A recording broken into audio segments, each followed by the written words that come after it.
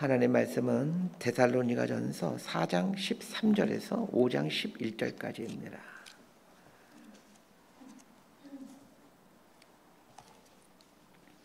데살로니가전서 4장 13절에서 5장 11절까지 말씀 번갈아 가면서 읽습니다. 제가 먼저 읽겠습니다. 형제들아, 자는 자들에 관하여는 너희가 알지 못함을 우리가 원하지 아니하노니 이는 소망 없는 다른 이와 같이 슬퍼하지 않게 하려 함이라. 우리가 예수께서 죽으셨다가 다시 살아나심을 믿을진대 이와 같이 예수 안에서 자는 자들도 하나님이 그와 함께 데리고 오시리라. 우리가 주의 말씀으로 너희에게 이것을 말하노니 주께서 강림하실 때까지 우리 살아남아 있는 자도 자는 자보다 결코 앞서지 못하리라. 주께서 호령과 천사장의 소리와 하나님의 나팔 소리로 친히 하늘로부터 강림하시니 그리스도 안에서 죽은 자들이 먼저 일어나고 그 후에 우리 살아남은 자들도 그들과 함께 구름 속으로 끌어올려 공중에서 주를 영접하게 하시리니 그리하여 우리가 항상 주와 함께 있으리라. 그러므로 이러한 말로 서로 위로하라. 형제들아, 때와 시기에 관하여는 너희에게 쓸 것이 없음은 주의 날이 밤의 도둑같이 이를 줄을 너희 자신이 자세히 알기 때문이라. 그들이 평안하다 안전하다 할 그때에 임신한 여자에게 해산의 고통이 이름과 같이 멸망이 갑자기 그들에게 이르리니 결코 피하지 못하리라. 형제들아, 너희는 어둠에 있지 아니하며 그날이 도둑같이 너희에게 임하지 못하리니 너희는 다 빛의 아들이요 낮의 아들이라. 우리가 밤이나 어둠에 속하지 아니하나니 그러므로 우리는 다른 일과 같이 자지 말고 오직 깨어 정신을 차릴지라. 자는 자들은 밤에 자고 취하는 자들은 밤에 취하되 우리는 낮에 속하였으니 정신을 차리고 믿음과 사랑의 호심경을 붙이고 구원의 소망의 투구를 쓰자. 하나님이 우리를 세우심은 노하심에 이르게 하심이 아니요 오직 우리 주 예수 그리스도를 말미암아 구원을 받게 하심이라. 예수께서 우리를 위하여 죽으사 우리로 하여금 깨어있든지 자든지 자기와 함께 살게 하려 하셨느니라. 11절 함께 읽습니다. 그러므로 피차 권면하고 서로 덕을 세우기를 너희가 하는 것 같이 하라. 아멘. 이 데살로니가 교회는 바울이 2차 선교 여행 때 세운 교회입니다. 이 교회는 바울이 오랫동안 머물면서 세워간 교회가 아닙니다. 바울이 복음을 전하자 소수의 헬라인들이 믿게 되죠. 그 사람들 중심으로 이 데살로니가 교회가 세워집니다. 그런데 이어서 유대인의 가진 핍박이 시작되었고 바울 일행은 급히 베레아 지역으로 피신하게 됩니다. 데살로니가 교회 성도들은 초신자들일 수밖에 없었는데 이 초신자 상태에서 여러 가지 고난들을 받게 됩니다. 이 데살로니가 성도들은 바울에게 가르침을 받긴 받았지만 바울이 워낙 짧은 기간 동안만 데살로니가에 있었기에 신학적으로 상당히 미흡한 부분들이 많이 있을 수밖에 없었을 것입니다. 이 데살로니가 교회 안에는 여러 가지 논쟁들이 이제 일어나고 있었는데 오늘 본문에서는 죽은 자의 부활과 예수님의 재림에 대한 부분을 다루고 있습니다. 자, 4장 13절 말씀 함께 읽습니다. 시작. 형제들아, 자는 자들에 관하여는 너희가 알지 못함을 우리가 원하지 아니하노니 이는 소망 없는 다른 이와 같이 슬퍼하지 않게 하려 함이라. 바울이 떠난 후 데살로니가 교회 성도들은 한 가지 의문이 들었습니다. 교회 안에서 이런 논쟁이 있었던 것 같습니다. 예수 믿다가 죽은 사람들은 예수님이 재림하실 때 어떻게 되는가라는 의문입니다. 1세기 당시에는 임박한 재림 사상 때문에 적지 않은 사람들이 자기가 죽기 전에 예수님이 오실 거다라고 믿고 있었습니다. 그렇지만 또 그런 와중에 이제 성도들 중에 누군가는 돌아가지 않겠습니까? 그때 의문이 드는 겁니다. 예수 믿다가 죽은 사람들은 예수님이 재림하실 때 어떻게 되는가라는 것입니다. 이런 신학적인 논쟁이 있다는 걸 알고 바울은 죽은 자들이 어떻게 부활하는지에 대해서 이제 글을 써서 보냅니다. 13절에 보니까 자는 자들에 관하여는 이렇게 말하고 있습니다. 지금 데살로니가 성도들은 죽은 자들의 부활에 대한 논쟁을 하고 있는데 바울은 그것에 대해서 자는 자들에 대하여 이렇게 얘기하고 있습니다. 지금 죽은 자들에 대한 문제를, 죽은 자의 부활 문제를 자는 자들의 관한 부활로 이 논쟁의 실마리를 풀어나가고 있다는 것을 주의해서 보셔야 됩니다. 우리 기독교는 죽음을 자는 것으로 이해합니다. 잠의 특징이 있죠. 다시 깨어난다라는 것입니다. 즉 죽음이 끝이 아니다라는 말입니다. 이것은 믿는 사람이든 믿지 않는 사람이든 마찬가지입니다. 죽음이 끝이 아닙니다. 죽음 이후에 반드시 심판이 있고 그 이후에 영원한 삶이 있습니다. 히브리서 9장 27절은 이렇게 말합니다. 한 번 죽는 것은 사람에게 정하신 것이요 그 후에는 심판이 있으리니. 한 번 죽는 것은 바꿀 수 없는 정해진 사건입니다. 그래서 죽지 않으려고 애쓰지 말아야 합니다. 아무리 애써도 죽습니다. 그런데 죽음 이후에 심판이 있고 그 심판에 따라 영원한 지옥이냐 영원한 생명이냐가 결정이 됩니다. 그렇게 안 죽으려고 했을 것이 아니라 잘 살려고 했어야 합니다. 잠자는 사람은 반드시 깨어나듯이 죽은 사람은 반드시 깨어나게 돼요. 영원한 심판 혹은 영원한 생명 둘 중에 하나를 갖고 살아가게 됩니다. 이 죽음에 대해서 바른 이해를 갖지 못하게 되면 죽음에 대해 슬퍼하는 삶을 살게 됩니다. 사람에게 있어서 죽음은 참 슬픈 일이죠. 우리 그리스도인들에게도 죽음은 슬픈 일입니다. 그러나 믿는 자들에게 죽음은 소망이 있는 슬픈 일입니다. 임산부가 아이를 낳으려고 할 때 설레를 지릅니다. 고통스럽기 때문입니다. 남편은 이걸 보면서 마음이 찢어지죠. 그러나 소망이 있는 마음 찢어짐입니다. 아기를 낳는 것이 그렇게 고통스러워도 소망이 있는 고통이게 또 한 1년 있다가 또 다시 둘째로 낳고 셋째로 낳잖아요. 그리스도인에게 있어서 죽음이란 마치 아기를 낳는 것과 같습니다. 아기를 낳기 전에 진통을 하고 소리를 지르는 소리 지르는 그런 고통을 겪는 것처럼, 그럼에도 불구하고 다시 또 아기를 낳는 것처럼 말입니다. 소리를 지르지만 머지않아 응애하고 귀여운 아기가 태어납니다. 죽음은 새로운 생명의 세계로 들어가는 관문입니다. 출산의 고통이 새로운 생명의 출입구가 되듯이 말입니다. 자, 14절부터 17절까지 말씀 함께 봅시다. 시작. 우리가 예수께서 죽으셨다가 다시 살아나심을 믿을진대 이와 같이 예수 안에서 자는 자를 또 하나님이 그와 함께 데리고 오시리라. 우리가 주의 말씀으로 너희에게 이것을 말하노니 주께서 강림하실 때까지 우리 살아남아 있는 자도 자는 자보다 결코 앞서지 못하리라. 주께서 호령과 천사장의 소리와 하나님의 나팔 소리로 친히 하늘로부터 강림하시니 그리스도 안에서 죽은 자들이 먼저 일어나고 그 후에 우리 살아남은 자를 또 그들과 함께 구름 속으로 끌어올려 공중에서 주를 영접하게 하시리니 그리하여 우리가 항상 주와 함께 있으리라. 예수님이 죽음에서 부활하신 중요한 이유 중에 하나는 우리에게 부활의 소망을 주기 위함입니다. 부활의 소망을 준다라는 말은 너희들도 나처럼 다시 이렇게 부활할 거야 라는 말입니다. 죽음의 고통이 몰려올 때마다 이 부활하신 예수님을 묵상하고 바라보셔야 합니다. 예수님이 부활하시고 40일 동안 이 땅에 계시면서 많은 사람들에게 당신의 부활의 모습을 보여주신 것은 부활을 믿고 경험하라는 얘기입니다. 부활을 믿고 경험하면 죽음을 이길 수 있습니다. 부활을 믿는다고 죽음이란 터널이 사라지는 것이 아니죠. 부활은 죽음의 터널을 통과하여 죽음이 주는 그 고통과 두려움을 이겨낼 수 있도록 해줍니다. 예수님께서 다시 오실 때 예수 안에서 잠자는 자들은 예수님이 데리고 온다라고 말씀하고 있습니다. 예수님이 다시 오실 때 앞서간 믿음의 선진들은 예수님과 함께 강림하게 됩니다. 예수님이 재림하실 때 죽었던 자들이 먼저 부활하고 그 다음에 살아있는 사람들이 구름 속으로 올려서 공중에서 주를 영접하게 된다 이렇게 얘기하고 있습니다.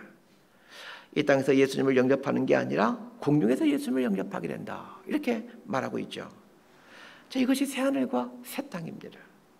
새하늘과 새 땅에서 우리는 지금과는 다른 모습으로 존재하게 되는데 아마도 부활하신 예수님의 모습으로 존재하게 될 것 같습니다. 그리고는 영원토록 영광스러운 부활의 몸으로 예수님과 함께 있게 됩니다. 자, 이것이 하나님 나라의 완성입니다. 오늘날 우리 그리스도인들에게 있어서 이 천국에 대한 믿음이 점점 희박해져 가고 있는 걸 보게 됩니다. 몇십 년 전 그 가난하고 힘들 때는 천국에 대한 강한 소망을 갖고 신앙생활을 하였습니다. 그리스도인들이 핍박을 당하고 환난을 당할 때는 천국에 대한 소망으로 이 현실의 고통들을 이겨냈었습니다. 그러나 지금의 그리스도인들은 천국에 대한 소망이 점점 희박해져 가고 있습니다. 왜 그럴까요? 살만해졌기 때문입니다. 이제는 천당보다 더 좋은 분당이 우리 가까이 있습니다. 천당보다 더 좋은 이런 분당 같은 곳에 살다 보면 천국에 대한 소망이 사라집니다. 그러고는 어떻게 해서든지 이 땅에서 천국의 삶을 누리려고 그 애를 쓰죠. 이 땅이 아무리 좋아도 이 땅은 천국이 될 수가 없습니다. 이걸 믿고 살아간 사람이 우리 예수 믿는 사람들입니다. 저 5장 1절부터 3절까지 말씀 함께 보도록 하겠습니다. 시작. 형제들아, 때와 시기에 관하여는 너희에게 쓸 것이 없음은 주의 날이 밤에 도둑같이 이를 줄을 너희 자신이 자세히 알기 때문이라. 그들이 평안하다 안전하다 할 그때에 임신한 여자에게 해산의 고통이 이른과 같이 멸망이 갑자기 그들에게 이르리니 결코 피하지 못하리라. 예수님이 오신다는데 그때가 언제이냐? 이게 사람들의 관심이죠. 사람들이 왜 그때에 대해, 이 때에 대해서 관심을 갖고 있는 것일까요? 벼락치기 하겠다라는 것입니다. 이 땅에서 즐길 것 즐기다가 그때가 되면 정신 차리고 살겠다라는 것이죠. 그러나 이것은 믿음이 아닙니다. 믿음은 벼락치기가 아닙니다. 학교 다닐 때 우리 벼락치기 많이 하셨죠? 계속 놀다가 중간고사 며칠 전부터 이제 벼락치기 하지 않습니까? 사람들이 하도 궁금해하니까 예수님께서 힌트를 주셨습니다. 자, 예수님은 언제 오실까요? 밤에 오십니다. 그런데 여기서 말하는 밤이란 저녁 시간대를 의미하지 않습니다. 밤 시간은 자는 시간인데 밤에 오신다라는 말은 사람들이 전혀 예상하지 못할 때, 깨어있지 못할 때 오신다라는 말입니다. 예수님의 재림과 심판을 믿지 않고 자신이 하고 싶은 대로 살아가는 그 영혼의 그 어두운 때, 영혼의 밤일 때에 예수님은 오신다는 것입니다. 두 번째 힌트가 있습니다. 도적같이 온다라는 것입니다. 도적은 예고를 하지 않습니다. 오는 때를 알려주지 않겠다라는 말입니다. 도적이 오는 때를 알려주지 않는 것처럼 예수님은 당신이 오실 때를 알려주지 않습니다. 사람들은 지금의 때를 말세라고 부릅니다. 대부분의 사람들은 말세라고 말하면서도 예수님이 지금 오시는 것에 대해서는 설마 합니다. 예수님이 언제 오신다고요? 설마 할 때 옵니다. 그래서 사람들이 설마 오시겠어? 이런 말을 자주 사용하겠다면 이때가 그때인가 보다 생각하시길 바랍니다. 자, 4절과 5절 말씀 함께 보도록 합니다. 시작. 형제들아, 너희는 어둠에 있지 아니하며 그날에 도둑같이 너희에게 임하지 못하리니 너희는 다 빛의 아들이요 낮의 아들이라. 우리가 밤이나 어둠에 속하지 아니하나니. 도둑같이 갑자기 오더라도 믿는 사람들은 걱정할 게 없습니다. 왜 그렇습니까? 낮에 속하였기 때문입니다. 밤에 속한 사람들에게 예수님의 재림은 충격이고 고통입니다. 왜냐하면 그것이 심판이기 때문입니다. 그러나 빛 가운데 있는 사람들에게 예수님의 오심은 구원이고 축제이고 잔치입니다. 마치 신부가 신랑이 오는 것을 보는 것처럼 기쁨과 감격이 있는 때가 예수님이 오시는 때입니다. 자, 6절에서 11절까지 말씀 함께 봅시다. 시작. 그러므로 우리는 다른 일과 같이 자지 말고 오직 깨어 정신을 차릴지라. 자는 자들은 밤에 자고 취하는 자들은 밤에 취하되 우린 낮에 속하였으니 정신을 차리고 믿음과 사랑의 호심경을 붙이고 구원의 소망의 투구를 쓰자. 하나님이 우리를 세우심은 노하심에 이르게 하심이 아니요 오직 우리 주 예수 그리스도로 말미암아 구원을 받게 하심이라. 예수께서 우리를 위하여 죽으사 우리로 하여금 깨어있든지 자든지 자기와 함께 살게 하려 하셨느니라. 그러므로 피차 권면하고 서로 덕을 세우기를 너희가 하는 것 같이 하라. 낮에 속한 사람들은 예수님의 재림을 무서워할 필요가 없습니다. 그런데 낮에 속하기 위해서는 어떻게 해야 됩니까? 깨어서 근신하고 있어야 합니다. 근신이라는 말은 분별력 있게 냉철하게 지켜본다라는 말입니다. 세상 흘러가는 대로 살지 않는다라는 말입니다. 세상 속에 발붙이고 살고 있지만 세상에 속하여 살아가지 않는다라는 말입니다. 성령 충만한 그리스도의 삶을 한마디로 말한다면 세상에 속해 있지만 세상에 속하여 살아가지 않는 것입니다. 8절을 보니까 근신하여 이 정신을 차리고 믿음과 사랑의 호심경을 붙이고 구원의 소망의 투구를 쓰자 이렇게 얘기하고 있습니다. 이 호심경이라는 말이 옛날 번역에서는 이 흉배라고 되어져 있는데 사실 호심경이라는 말은 우리가 잘 쓰지 않는 표현인데 흉배라는 말은 가끔 종종 쓰는 표현이죠. 옛날 그 군인들이 가슴에 붙이는 어떤 뭐랄까 방패와 비슷한 철판으로 된 그런 것을 흉배라고 합니다. 흉배라는 말을 쓰기 때문에 흉배라는 말로 바꿔 쓰도록 하겠습니다. 흉배와 투구는 군인이 자신을 지킬 수 있는 가장 중요한 방어 수단입니다. 흉배는 심장을 보호해주는 무기이고 투구는 머리를 보호해주는 무기이죠. 심장과 머리를 지키는 것이 얼마나 중요한 일인지 모릅니다. 그래서 심장을 보호하기 위해서 흉배를 붙이는 거고 머리를 보호하기 위해서 투구를 쓰는 것입니다. 심장과 머리를 보호한다는 말은 믿음과 사랑이 식어지지 않도록 보호해간다는 말이기도 합니다. 마지막 시대에 바르게 살아간다는 것은 우리의 가슴이 믿음과 사랑으로 충만한 삶을 사는 것이고 끝까지 믿고 끝까지 사랑하는 것입니다. 머리는 지성을 의미합니다. 예수님만이 우리를 구원하시는 구원자라는 사실을 한시도 잊지 말고 살아야 합니다. 낮에 속한 그리스도를 살아간다라는 것은 흉배와 투구를 벗지 않는 삶을 사는 것을 말합니다. 흉배와 투구를 쓰면 불편하죠. 그러나 그것이 나를 지켜줍니다. 군인들도 어디 훈련 갔다 오면 훈련 갈 때 항상 투구 쓰지 않습니까? 내무관 들어오자마자 바로 가장 먼저 하는 게 이 투구를 벗는 거죠. 헬멧이 무겁기 때문입니다. 여러분, 신앙생활은 불편한 삶입니다. 내 하고 싶은 대로 하지 못하게 합니다. 그러나 나 하고 싶은 대로 하지 못하는 것이 나를 살려주게 됩니다. 흉배와 투구가 없으면 편하고 가볍습니다. 그러나 흉배와 투구가 없으면 나를 지켜갈 수가 없습니다. 그런 의미에서 예수님 믿는 것은 짐입니다. 그 불편한 일입니다. 그래서 예수님이 이렇게 말씀하셨습니다. 누구든지 나를 따르려거든 자기를 부인하고 자기 십자가를 지고 나를 쫓을 것이니라. 자기를 부인하는 것, 자기 십자가를 지는 것 다 불편한 거죠. 짐입니다. 그런데 이 짐이 나를 살려나갑니다. 아프리카의 한 마을에 강이 있는데 그 우기철이 되면 물이 범람해서 물살이 아주 거세진다고 합니다.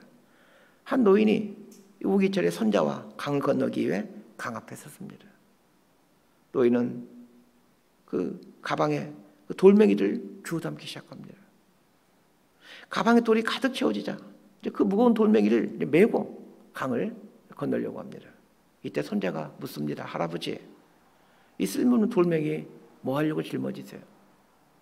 그래서 할아버지가 말합니다. 이 돌멩이가 나를 살리기 때문이란다. 그 무거운 돌멩이가 세찬 물결로부터 나를 떠내려가지 않도록 나를 살려주게 됩니다. 사랑하는 성도 여러분, 불편하더라도 끝까지 믿음과 사랑의 흉배를 붙이십시다. 불편하더라도 구원의 투구를 벗지 마십시다. 말씀 정리합니다. 그리스도인에게 있어서 죽음이란 자는 것입니다. 소망이 있는 슬픔입니다. 하나님은 우리가 세상에 있지만 세상에 속하여 살지 않기를 원하십니다. 세상 방식은 반드시 무너집니다. 세상 방식은 예수님의 재림 앞에서 심판을 받게 됩니다. 밤의 세상에서 낮으로 살아간다는 것은 참으로 불편한 일입니다. 낮에 속한 자로 날마다 깨어서 살아간다는 것은 불편한 일이죠. 그러나 이 불편함이 우리를 살려나갑니다. 우리가 져야 될 십자가는 믿음과 사랑의 흉배를 붙이고 살아가는 것이고 구원의 투구를 벗지 않고 이 세상을 살아가는 것입니다. 이 흉배와 이 투구가 우리를 살려나갑니다. 11절은 이렇게 말하고 있습니다. 그러므로 피차 권면하고 피차 덕을 세우기를 너희가 하는 것 같이 하라. 우리가 해야 될 일은 서로가 믿음과 사랑의 흉배를 붙이도록 구원의 투구를 쓰고 살아가자라고 권면하는 것입니다. 이 마지막 시대에 이렇게 권면함으로 빛의 자녀로 살아가는 이런 그리스도인이 되기를 소망하고 축복합니다. 기도하겠습니다. 주님, 이 세상은 늘 밤이었습니다. 늘 밤이었기에 밤의 모습을 갖고 살아가고 싶은 유혹받을 때가 많이 있습니다. 육체 가고 싶은 대로 인생을 내어 맡기고 싶을 때가 많습니다. 그럼에도 우리가 살 길은 믿음과 사랑의 흉배를 붙이고 이 불신과 사나움의 세상으로부터 우리를 지켜내는 것임을 알게 됩니다. 세상의 흉배로는 세상을 이길 수가 없음을 압니다. 믿음과 사랑의 흉배로 구원의 투구로 이 세상과 맞서며 살아가는 저희가 될 수 있도록 도와주십시오. 결국에는 낮이 밤을 이긴다는 사실을 알게 낮에 속한 사람이 되어 살아가는 저희가 되게 하여 주옵소서. 예수님 이름으로 기도드리옵나이다. 아멘. 기도.